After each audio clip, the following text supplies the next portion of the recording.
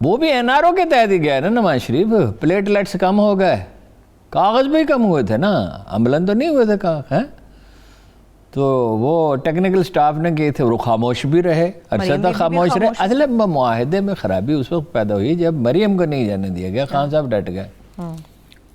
اب خبر یہ ہے مریم بھی جائے گی. کب جائیں گی یہ تو مجھے وہ نہیں بتاتے, بتانے والے ادھر ادھر سے سنگن میں لیتا ہوں. نہ مریم صاحبہ کا کوئی ذریعہ بتائے گا نہ وہ بتائیں گے.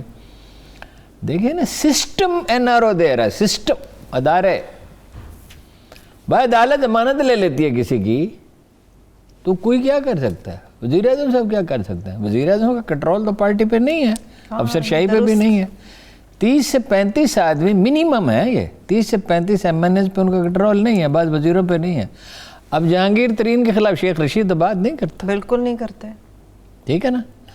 اور وزراء جو ہیں وہ کہتے ہیں کہ پیپلز پارٹی سے مفاہمت کرے. اس کے پاس 2 آپشن رہے گا, پیپلز پارٹی سے انڈرسٹینڈنگ یعنی اتحاد نہیں, انڈرسٹینڈنگ, کچھ ورکنگ ریلیشن شپ, تعلقات کار میں کام کرنے کی حد تک.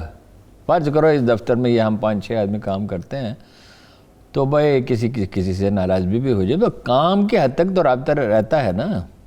اگر ہو جائے تو وہ ناراضی یا مخالفت یا شدید اختلاف یا ایون جنگوں میں بھی بات چیت جاری رہتی ہے. تو وہ خان صاحب ومزیکل ہیں, دیکھو نا اس کو کیسے کیا. آج ایک صاحب نے اعتراض کیا اور ان کا اعتراض درست ہے کہ آپ پہلے تو کہتے رہے کہ حفیظ شیخ جو ہے اس کی پاکستان میں کوئی ذہنی انوالومنٹ ہی نہیں ہے, تو کل آپ نے کہا کہ اس پہ بعض چیزوں میں کمپٹنس تو تھی. تو میں نے اس پہ غور کیا کہ ان کا اعتراض درست ہے, مگر انہیں جس طرح نکالا وہ اس طرح تھوڑی جاتا ہے. اس کو بلاتے ہیں, چائے پلاتے ہیں. وہ شبلی فراز نے کہہ دیا کہ وہ تو وزیر نہیں ہے, ان کو بخار ہو گیا. ایک دفعہ بھٹو کو بھی بخار ہو گیا تھا, رات کو تقریر کی موچی دروازے میں یحییٰ خان کے خلاف, اگلا دن بخار ہو گیا ان کو. تو آغا شورش کشمیری نے کہا شمع تجھ پہ یہ رات بھاری ہے جس طرح ہم نے تمام عمر گزاری ہے اس طرح. اچھا پھر یہ ہے مریم صاحبہ چلی جائیں ڈسکا الیکشن کے بعد. میرا اندازہ ڈسکا الیکشن کیسے ہوگا؟ ارون صاحب کووڈ کی تیسری لہر دیکھا ہے کتنی شدید ہے یہ. سپریم نے تیسری نہیں چوتھی لہر, چوتھی لہر کا بھی اندیشہ ہے.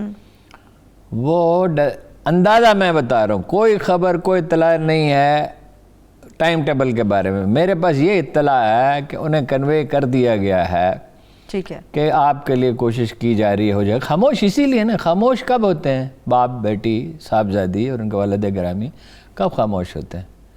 وہ معاہدہ کر کے گئے نا. تو یہ خان صاحب نے ہی پٹ ہز فٹ ڈاؤن. وہ آپ کو فکرہ نکالیں, اگر مجھے یاد نہیں رہا, جسے میں نے کہا تھا کہ معاہدہ تو ہو چکا ہے, بیچ میں ایک 6 فٹ 3 انچ کا آدمی کھڑا ہے, وہ ہونے نہیں دیتا. ایم ایم اتھائی نے لکھا ہے, پرنسپل سیکرٹری ٹو نہرو, بڑا لائق آدمی تھا. اس نے لکھا ہے اسرائیل کو تسلیم کرنا تھا, یہ ہندوستان کے مفاد میں تھا, مگر اس کے راستے میں ایک آدمی کھڑا ہو گیا, اس کا نام ابوالکلام تھا. بڑی خوبصورت نثر لکھتا ہے متائی, انگریزی میں لکھی ہے. اور ایک اور جگہ پہ لکھتا ہے ہندوستان کو متحد رہنا تھا, تاریخ کا دھارا اسی طرح بہ رہا تھا, راستے میں ایک آدمی آن کھڑا ہوا, اس کا نام محمد علی تھا, محمد علی جناح قائد اعظم.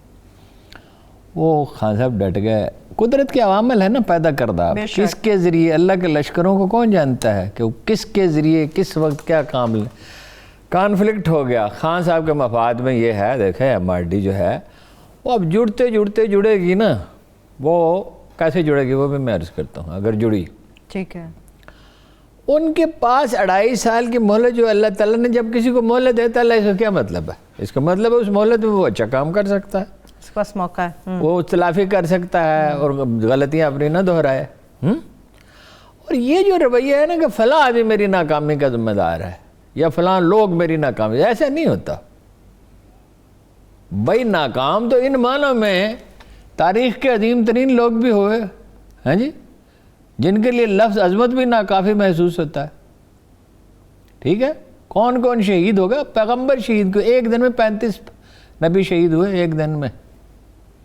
ٹھیک ہے, تو جناب رسالت مآب صلی اللہ علیہ وسلم نے مطلب یہ ہے کہ وہ اب پریکٹیکلی ہر طرح سے ہر لحاظ سے ایک عظیم الشان کامیابیاں تو اللہ نے کیا بھی دیا کتاب میں، اذا جاء نصر اللہ والفتح، ہاں جی فتح آ گئی اور وہ آئی، اس کے آیت اترتے ہی آئی اور لشک فوج در فوج لوگ مسلمان ہونے لگے۔ تو جناب داؤد علیہ السلام کی حکومت تھی، خیر ان تو مانگی تھی نا، وہ نبی تو جو کہہ دے، پیغمبر اللہ کا سچے پیغمبر جو کہہ دیں، انہوں کو ایسی بادشاہی دے جو کسی کو دی نہ، ان کو ایسی بادشاہی دی گئی۔ کتنے ہیں لوگ ہیں؟ جناب علی کو کیا کہتے ہیں؟ مشکل کشا، مشکل کشا کہتے ہیں نا؟ بالکل کہتے ہیں۔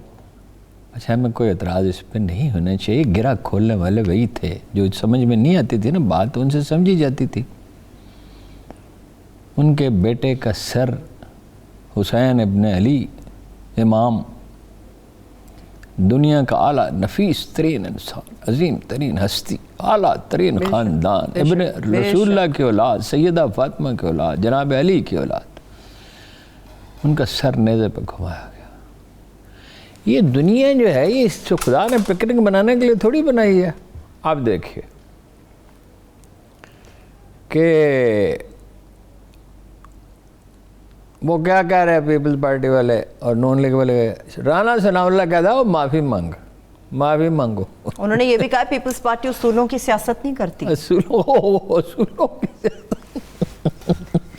کیوں اتنا کھلکھلا رہے ہیں آپ؟ اصولوں کی کمال ہو گیا ارون صاحب، میں نے لطیفہ نہیں سنایا۔ قائد اعظم کے علاوہ ایک آدمی بتا دے، ایک آدمی، یعنی ان کے ورکروں میں تھے، نیشتر صاحب تھے، ان میں بھی بعض موقع پہ کچھ غیر محتاط جملے بھی کہہ دیتے تھے۔ تو نواب بہادریہ جنگ تھے، ورکر تھے، نوجوانوں میں مخلص لوگ ہوتے ہیں۔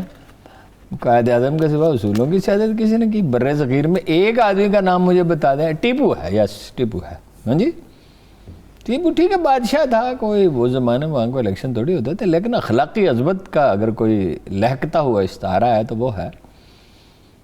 تو بعض اعتبار سے اورنگزیب عالمگیر بھی ایسے لوگوں کو تکلیف بڑی پہنچتی ہے، مگر وہ سمجھتے نہیں ہے نا گہرائی میں، ہاں جی جی۔ اور ایک اور آدمی تھا محمود اب غزنہ، محمود غزنوی، ٹھیک ہے، ایک شیر شاہ سوری تھا، یعنی انہوں نے بہبود کی کوشش کی، ٹھیک ہے، بہتری کی۔ اب وہ اس کو انگریز مورخین کی مدد سے اور ہندو مورخین کی مدد سے پڑھیں گے تو پھر تو سمجھ میں نہیں آتے نا، ٹھیک ہے نا۔ اور پاکستان میں کچھ اچھے، کوئی دلیری تھی سور وردی میں، اور ورکروں کو نواز دیتے تھے، ویسے وہ کچھ کام جاؤ لیکن اچھے کیے، یعنی اخلاقی شخصیت اس کی بہت مضبوط تھی۔ تو مگر وہ تو ہمیشہ متنازع ہی رہے گا۔ بھٹو صاحب کے اخلاقی پہلو بہت کمزور تھے۔ نواز شریف صاحب اور کیا اصولوں سے دور کر دینا نہیں۔ انگریزی میں ایک محاورہ ہے جو ہر اس آدمی پر، ان کو بھول جائیں کچھ دیر کے لیے، ہر اس آدمی پہ منطبق ہوتا ہے جس کا عمل کچھ اور ہو، سیاہ ہو، جس کا عمل سیاہ ہو، ٹھیک، خامی نہیں، خامی انسانوں میں سبھی میں ہوتی ہے۔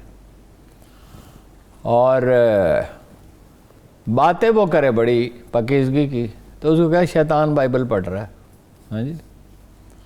او بھائی صلاح الدین ایوبی جیسا جو آدمی ہے، اس نے اس دن بادہ نوشی ترک کی جس دن وہ قاہرہ میں داخل ہوا، اور داخل ہی نہیں ہو رہا تھا، کہہ رہا تھا پہلے میں فیصلہ تو کروں، فیصلہ اس نے یہی کیا، ایک تو محل میں نہیں رہوں گا، ایک سرکاری خزانے سے کوئی پیسہ نہیں لوں گا، ایک کوئی غیر شرعی کام نہیں کروں گا، ٹھیک ہے، ایک ساری توانائی جہاد کے لیے وقف رکھوں گا، ایک نرمی اور انکسار سے کام لوں گا۔ نرمی اور انکسار تو اس نے عادی کر دی، دشمنوں کے ساتھ بھی برتی۔